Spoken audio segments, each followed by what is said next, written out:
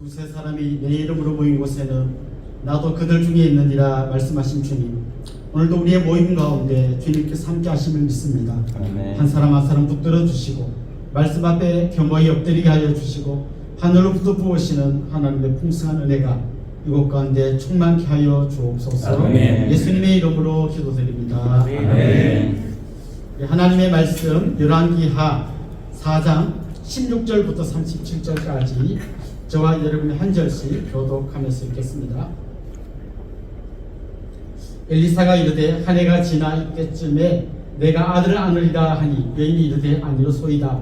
내 주 하나님의 사람이여 당신의 계집종을 속이지 마옵소서 하니라. 여인이가 이때여 한 해가 지나 이때쯤에 엘리사가 여인에게 말한 대로 아들을 낳았더라. 그 아이가 자라매 하루는 추수꾼들에게 나가서 그의 아버지에게 이르렀더니 그의 아버지에게 이르되 내 머리야 하는지라. 그의 아버지가 사원에게 말하여 그의 어머니에게로 데려가라 하매 곧 어머니에게로 데려갔더니 나까지 어머니의 무릎에 앉아 있다가 죽은지라. 그의 어머니가 올라가서 아들을 하나님의 사람의 침상 위에 두고 문을 닫고 그 남편을 불러 이르되 청하건대 사환 한 명과 나귀 한 마리를 내게로 보내소서 내가 하나님의 사람에게 달려갔다가 돌아오리이다 하니 그 남편이 이르되 서로도 아니요 안식일도 아니오늘 그대가 어찌하여 그에게 나아가고자 하느냐 하니라. 여인이 이르되 하나님이나이다 하니라. 이에 나귀 안장을 치우고 자기 사환에게 이르되 몰고 가라. 내가 말하지 아니하거든 나를 위하여 달려가기를 멈추지 말라 하고 드디어 갈멜 산으로 가서 하나님의 사람에게로 나아가니라. 하나님의 사람이 멀리서 그를 보고 자기 사람에게 하시기를 저기 시냇 여인이 있도다. 너는 달려가서 그를 맞아 이르기를 너는 평안하냐 내 남편이 평안하냐 아이가 평안하냐 하라 하였더니 여인이 대답하되 평안하다 하고 산에 이르러 하나님의 사람에게 나아가서 그의 발을 아는지라. 게하시가 가까이 와서 그를 물리치고자 하매 하나님의 사람이 이르되 가만히 봐. 그의 영혼이 괴로워하지만 여호와께서 내게 숨기시고 이르지 아니하셨도다 하니라. 여인이 이르되 내가 내 주께 아들을 구하더이까 나를 속이지 말라고 내가 말하지 아니하더이까 하니 엘리사가 게하시기를 내 어리를 놓고 내 지팡이를 손에 들고 가라. 사람을 만나거든 인사하지 말며 사람에게 인사하지 않아도 대답하지 말고 내 지팡이를 그 아이 얼굴에 두고 하는지라. 아이 어머니가 이르되 여호와께서 살아계심과 당신의 영혼이 살아계심을 두고 맹세하노니 내가 당신을 떠나지 아니하리이다. 엘리사가 이에 일어나 여인을 따라가니라. 게하시가 그보다 앞서가서 지팡이를 그 아이의 얼굴에 놓았으나 소리도 없고 듣지도 아니하는지라. 돌아와서 엘리사를 맞아 그에게 말하여 아이가 깨지 아니하였나이다 하니라. 엘리사가 집에 들어가 보니 아이가 죽었는데 자기의 침상에 눕혔는지라. 들어가서는 문을 닫더니 두 사람뿐이라. 엘리사가 여호와께 기도하고 아이 위에 올라 엎드려 자기 입을 그의 입에 자기 눈을 그의 눈에 자기 손을 그의 손에 대고 그의 몸에 엎드리니 아이의 살이 차차 따뜻하더라. 엘리사가 내려서 집안에서 한번 이리저리 달리고 다시 아이 위에 올라 엎드리니 아이가 7번 재채기하고 눈을 뜨는지라. 엘리사가 게하시를 불러 저 수넴 여인을 불러오라 하니 곧 부름에 여인이 들어가니 엘리사가 이르되 내 아들을 데리고 가라 하니라. 여인이 들어와서 엘리사의 발 앞에서 땅에 엎드려 절하고 아들을 안고 나가니라. 아멘. 아마 여러분도 한 번쯤은 읽어보신 분 있을 텐데요. 좋은 기업을 넘어 위대한 기업으로 라고 하는 짐 콜린스의 아주 유명한 책이 있습니다. 저는 그 책에서 굉장히 의미있게 본 한 첫 챕터에 나오는 이 문장이 기억나는데요. 좋은 것은 위대한 것의 적이다. 이 말입니다. 좋은 것은 위대한 것의 적이다. 위대한 것이 될 수 있는데 좋은 것에 안주하다 보면 위대한 것으로 나아가지 못한다. 위대한 기업이 될 수 있는데 좋은 기업에 만족하다 보면 위대한 기업으로 나아가지 못한다라고 하는 그런 내용입니다. 저는 목회자에서 그런 또 이런 걸 읽으면 또 그렇게 적용이 돼요. 우리 신앙도 이렇게 했구나. 우리 신앙도 위대한 신앙으로 나아갈 수 있는데 그냥 적당히 좋은 신앙에 만족하고 안주하다 보면 위대한 신앙으로 나아갈 길을 잃어버리겠구나 이런 생각을 해보았습니다. 오늘 우리가 읽은 이 열왕기하 4장 말씀에 보면 아주 특별한 하나의 이야기가 나옵니다. 그런데 오늘 이야기 앞에도 이야기가 나오고 뒤에도 이야기가 나오고 계속해서 엘리사 선지자와 관련해서 일어났던 기적들이 소개됩니다. 그런데 이 앞에 이야기를 보면 선지자 훈련을 받던 어떤 그 선지생도의 선지생도가 죽고 그 과부가 된 아내가 너무 힘들어서 도움을 요청하는 내용이 나옵니다. 정말 엘리사 선지자님, 당신이 도와주지 않으면 난 너무 힘듭니다라고 하는 간절함으로 외치는 한 여인의 이야기가 나옵니다. 요 오늘 본문 그 뒤에 나온 얘기는 보면 선지생도들이 같이 음식을 먹는데 국에 독이 들어 있습니다. 선지자님, 먹을 것도 안 그래도 부족한데 여기 독이 있으니 우리가 어떻게 해야 됩니까? 하고 또 간절히 도움을 요청할 때 또 선지자가 그 국에서 독을 없애고 먹게 해주는 이야기가 나옵니다. 그리고 이 두 이야기 사이에 오늘 본문의 이야기가 나옵니다. 오늘 본문에는 수넴 여인이라고 하는 아주 고귀하고 부유했던 한 여인의 이야기가 나옵니다. 오늘 이 여인의 삶을 한마디로 보여주는 그런 표현들이 있는데요. 귀한 여인이라는 표현이 8절에 나옵니다. 귀한 여인. 귀한 여인이라는 말은 그야말로 부유하고 또 고귀한 직위에 있는 여인이라는 의미입니다. 그런데 오늘 이 앞뒤에 나오는 이야기하고 수넴 여인의 이야기를 비교해보면 수넴 여인은 굉장히 좋은 믿음의 사람인데 뭔가 좀 부족한 것처럼 느껴져요. 이 여인은 굉장히 신실하게 선지자를 대접했습니다. 집안이 좀 부유하기도 했지만 선지자를 잘 대접하려는 그런 좋은 마음이 있었습니다. 그래서 선지자가 자기 집을 지나서 저 갈멜산으로 갈 때는 꼭 집에 들리게 하고 좋은 음식을 대접했습니다. 그리고 때로는 자기 집에 아예 이 선지자의 방을 하나 만들어 두고 지나가는 길에 여기서 쉬었다 가십시오. 거기에 침상과 촛대와 책상을 준비해 두고 아예 여기를 선지자의 방으로 내어줬습니다. 굉장히 훌륭한 일을 했죠. 근데 이 여인의 삶을 가만히 보면 한 가지 뭔가 좀 부족한 게 보이는데요. 간절함이 보이죠. 앞에 이야기나 뒤 이야기는 선지자님 도와주지 않으면 제가 너무 위험합니다, 어렵습니다 하는 간절함이 있는데 이 여인은 워낙 가진 게 많고 또 지위가 높아서 그런지 뭔가 간절함이 없어요. 그래서 너무 이렇게 선지자를 잘 대접하니까 선지자 엘리사가 고마워서 내가 뭐 도와줄 일이 좀 없습니까? 내가 뭐 알고 있는 좀 높은 관직에 있는 분들도 가는데 도움이 필요하면 저한테 말하십시오. 전혀 도움이 필요 없습니다. 아예 도움 필요 없대요. 근데 그 엘리사의 사환이었던 게하시라고 하는 그 사환이 가만 보니까 진짜 이 집에 필요한 게 있는데 이 여인이 말을 안 한다는 생각이 들었어요. 그게 뭔가 하면 이 여인의 집에 아들이 없었어요. 요즘은 일부러 아들 안 갖는 집이 많습니다만 이 당시의 문화에서 아들이 없다는 거는 여러분이 그 사무엘의 어머니 한나의 이야기를 보면 막 정말 눈물을 흘리면서 간절하게 아들을 구하지 않습니까? 그렇게 간절하게 구하면서 아들을 찾았던 것이 그 당시의 문화인데 이 여인은 아들이 없는데도 뭐 도와줄 거 없습니다. 특별한 도움이 필요 없습니다. 이렇게 이야기합니다. 나중에 아예 선지자가 나서서 이 여인은 뭐 괜찮다는데 얘는 이맘때쯤 당신 집에 아들이 있을 겁니다.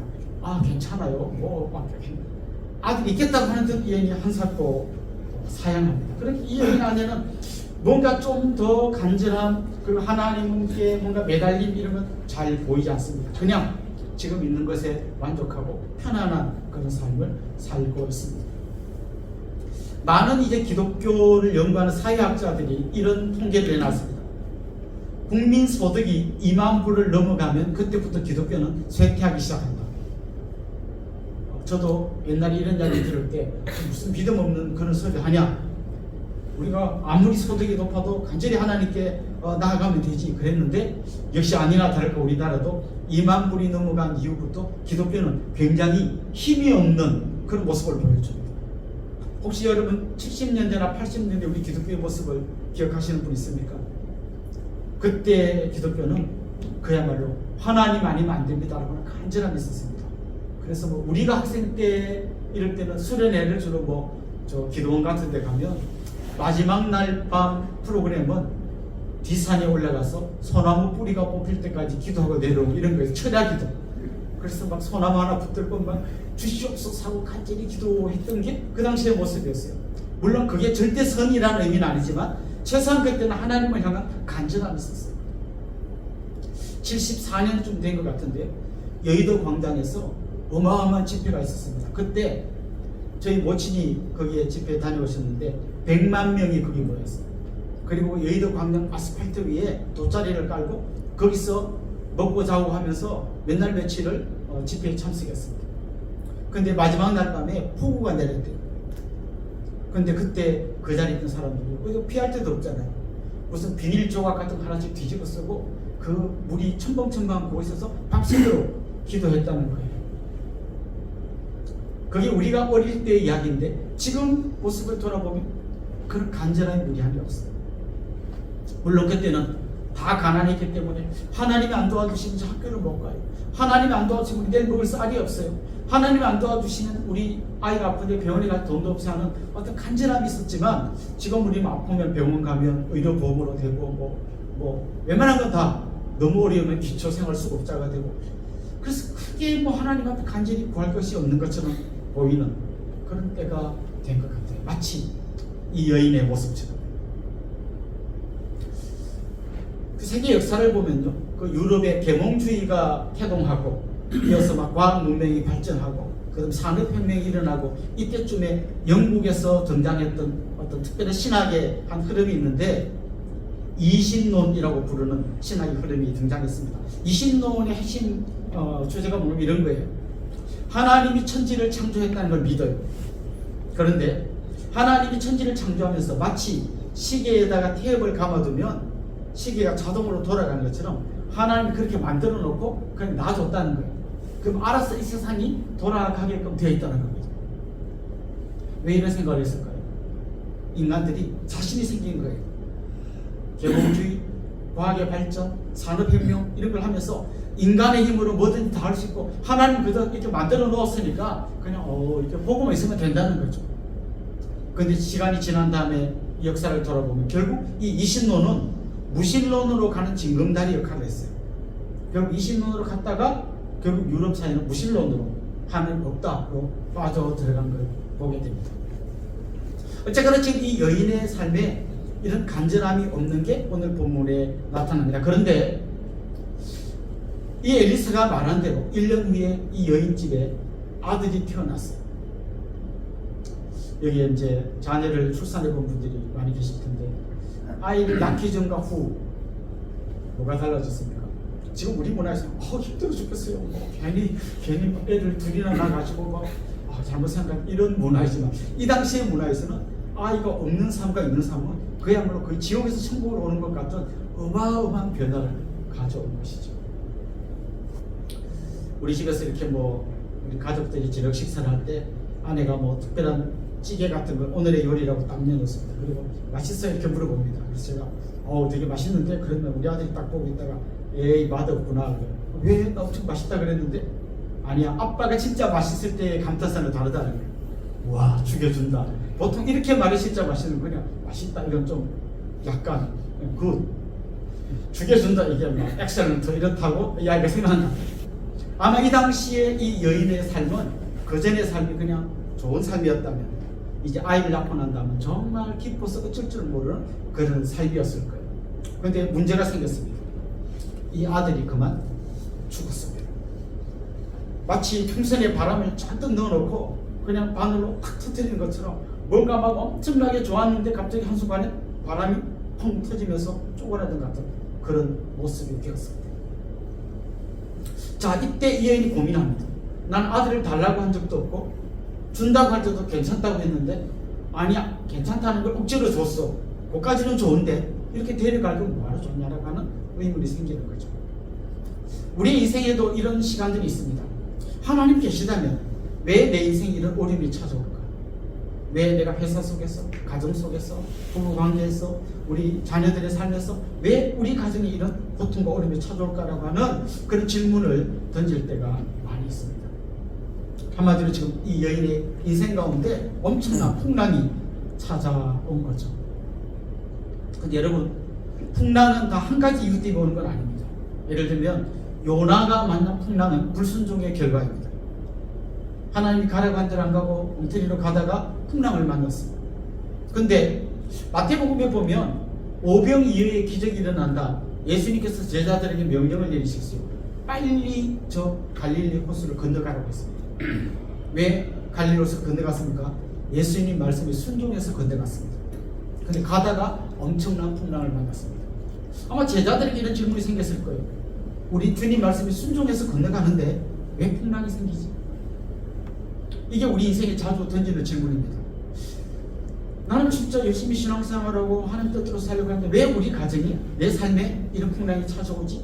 이런 질문을 던지게 되는 거죠. 아마 이 여인에게도 그런 질문이 생겼을 거예요. 근데 아들이 죽은 다음 이 여인의 행동을 가만 보면 지금까지 우리가 앞에서 살펴봤던 뭐 괜찮아요 하고 그냥 착하게 그냥 평범하게 좀 주님 말씀대로 살려고 했던 이 여인의 모습과는 전혀 다른 어떤 모습이 이 여인에게서 발견되기 시작합니다.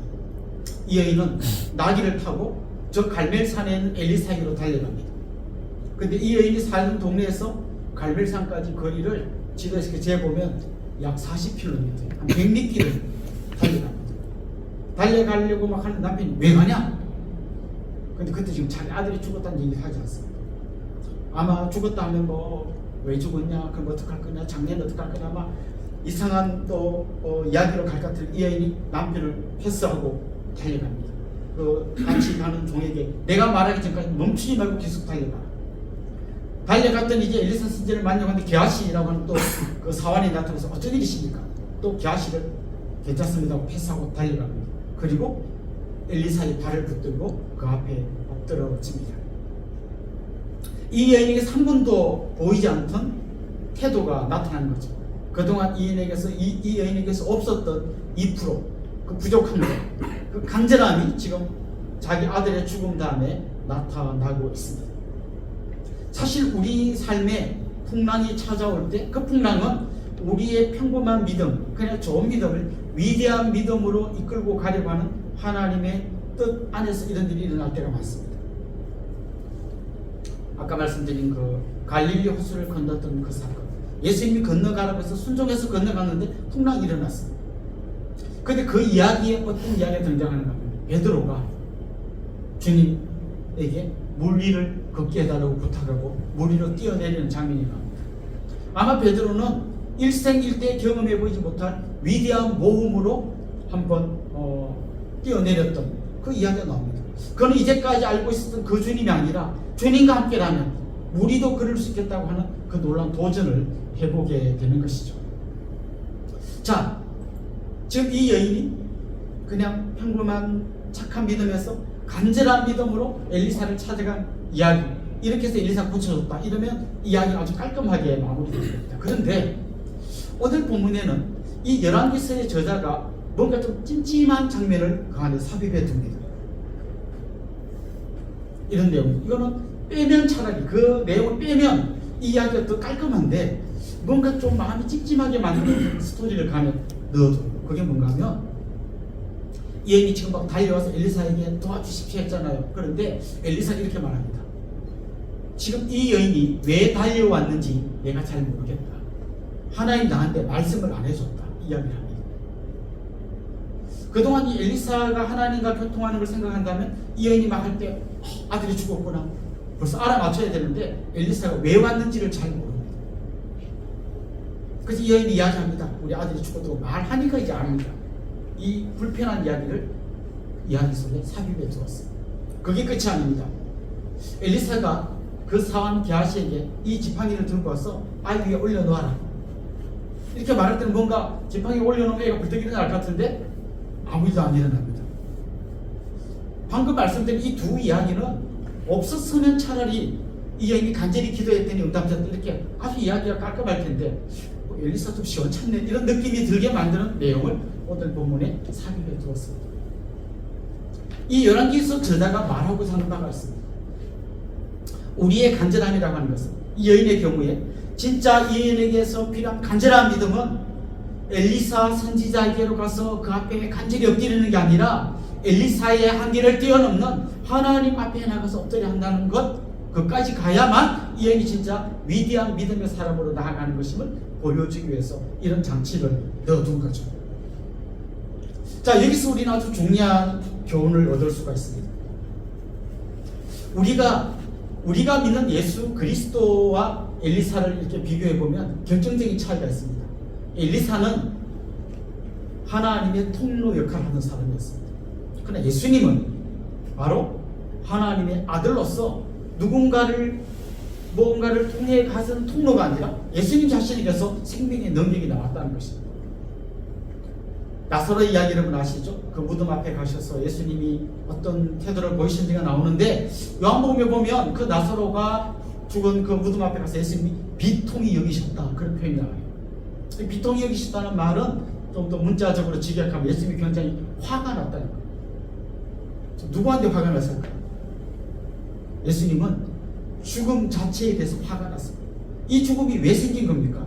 하나님께 불순종한 아담 하와의 그 결과로 죽음이 찾아왔고 이 죽음 뒤에서 웃고 있는 마귀를 보고 주님은 비통히 여기신 거죠. 그 당시 뭐라 그랬었습니까? 나사로야 일어나라, 나사로야 나오너라. 주님 말씀 한마디에 나사로가 걸어서 나왔습니다. 그게 끝이 아닙니다. 주님은 자기가 친히 십자가 위에 달리셔서 죽음 가운데로 들어가셨습니다.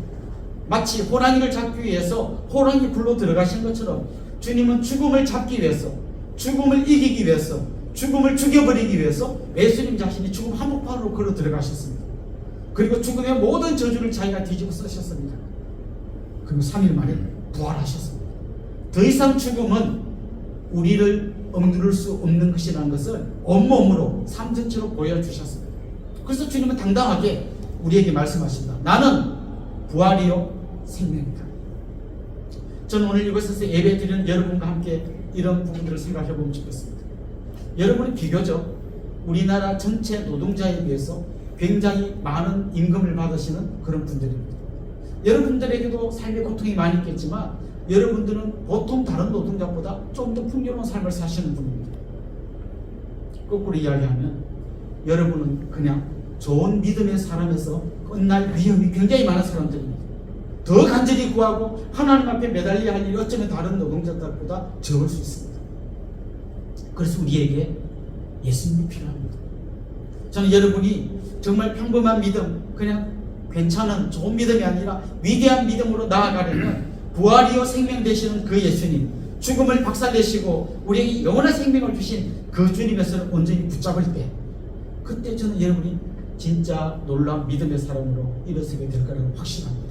사랑하는 우리 동역자 여러분, 좋은 믿음에서 멈추지 마시고 위대한 믿음으로 나아가십시오. 아멘. 죽음을 이기시고 찾아오신 주님께서 여러분에게 손을 내밀 때 주님의 은혜 아니면 저는 살 수 없습니다. 주님 저를 불쌍히 여겨주십시오. 간절한 믿음으로 그 주님 손을 붙들고 위대한 믿음의 여정에 첫 발을 내딛는 그런 여러분들이 될 수 있기를 주님의 이름으로 축원합니다. 아멘. 기도드리겠습니다. 부활이요 생명 되시는 주님, 죽음의 권세를 누르시고 우리에게 영생을 주신 그 주님을 온전히 신뢰하고 의지하게 하여 주옵소서. 아멘. 그냥 좋은 믿음에서 머물지 않게 하여 주시고 주님 손을 잡고 위대한 믿음으로 한 걸음 더 나아가는 귀하고 복된 우리 동역자들 다 되게 하여 주옵소서. 아멘. 감사하고 예수님의 이름으로 기도드리옵나이다. 아멘. 우리 주 예수 그리스도의 은혜와 하나님 우리 아버지의 극진하신 사랑과 성령님의 감화, 감동, 위로, 교통 충만하신 우리 현대자동차연구소의 수많은 믿음의 동역자들과 그들의 가정과 섬기시는 교회 위에 또 현대자동차연구소 위에 이제로부터 영원토록 함께 있을지어다. 아멘.